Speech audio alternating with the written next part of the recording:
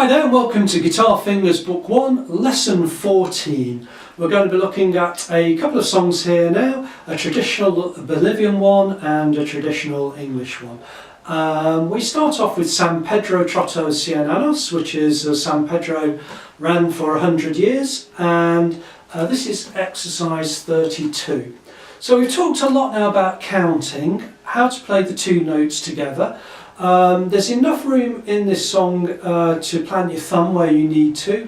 If not, there's too many bass notes in a bar, then you just have to hold your hands steady and that will help you. But where you can, try and plant your thumb to give your hands some steadiness feel.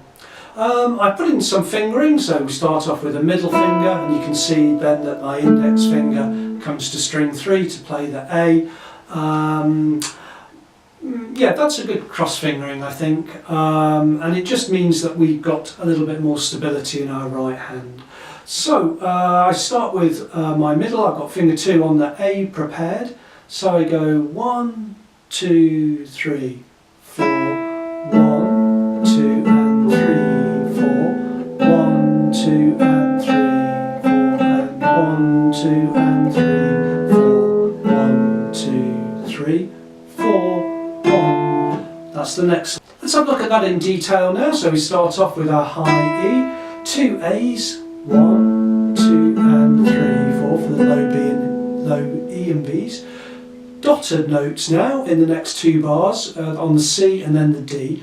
1.5 beats. 1, 2 and 3, 4 and 1, 2 and 3. Low G sharp. 2, 3, 4. And then we count through to the next part. Low G sharp, we've just done that in exercise 13, so fret 1 on string 3, there's fret 1 on string 3. So now we move to bar 6, we start, if you like the phrase before, with that E there on bar 5. D and F's, 1, 2 and 3, 4. High G with finger 4 and an open string G with your thumb there, remember? Because finger 3 is now going to come and play C's and E's. 1, 2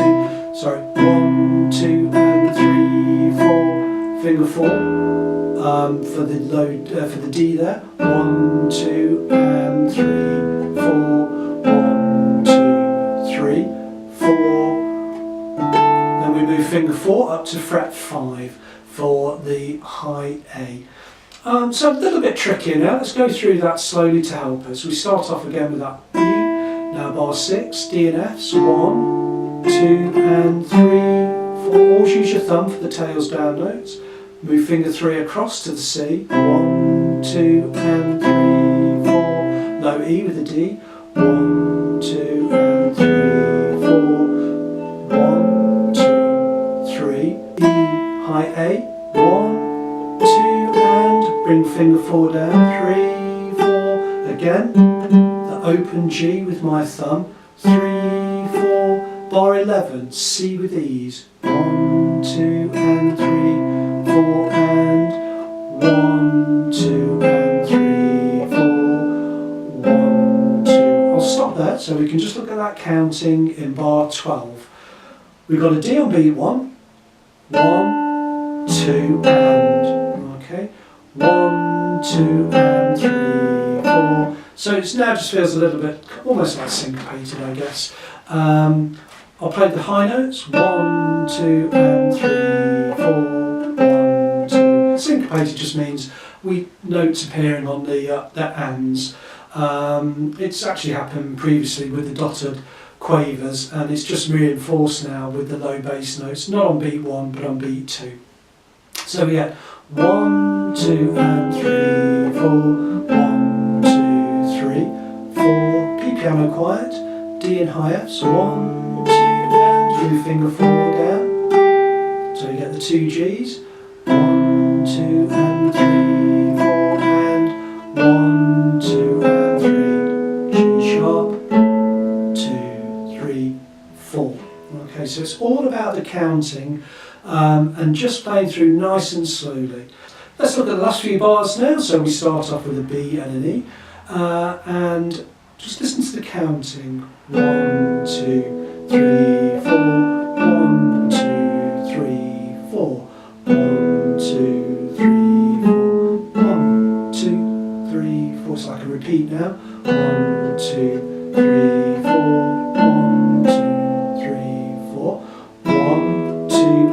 high G sharps, fret 4, did that in lesson 13, fret 4 string 1, move finger 4 up to high A with an A bass, and then we can finish off 1, 2, 3 and rest on the last beat.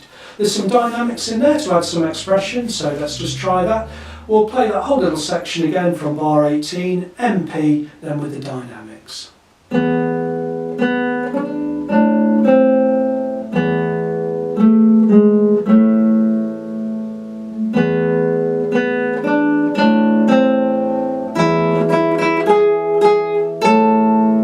40th note, very loud on the end. Don't try and play it too loud because it doesn't sound so good, you might get some string wobble, but just make it louder than what you previously played. That takes us to Scarborough Fair, which is exercise 35, a well-known traditional song here.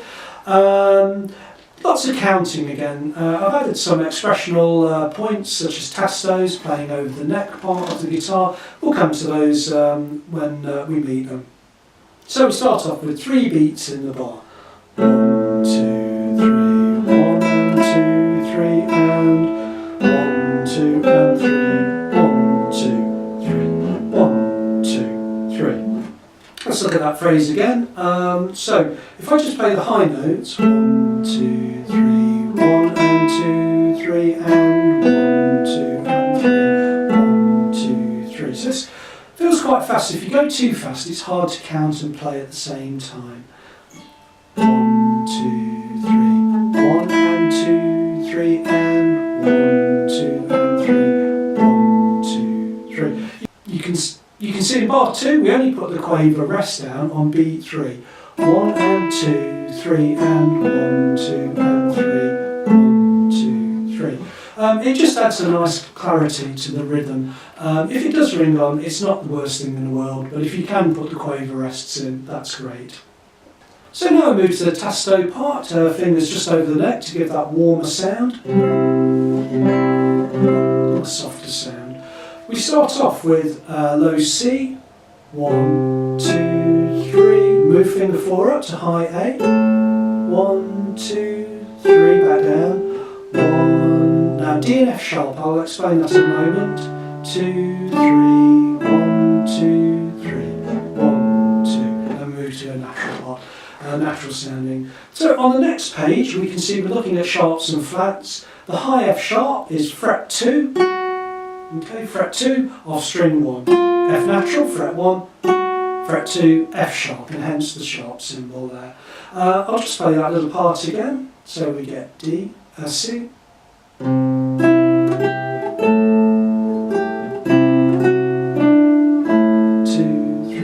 1, 2. Back to natural sound.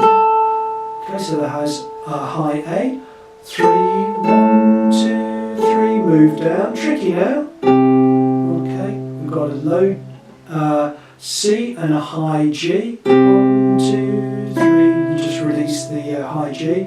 Keep the C down, 1, now D and F, fingers 2 and 4, then A and C, then G and B. Okay, so I'll play that part again. Lovely sounding part there, descending together, 2 A's, 1, 2, 3, G, and high D again, that's 2, 3, 1, run of notes again, A and C, G and B, 2 A's, 2 G's, A's there, okay. So I'll start from bar 10, the natural part.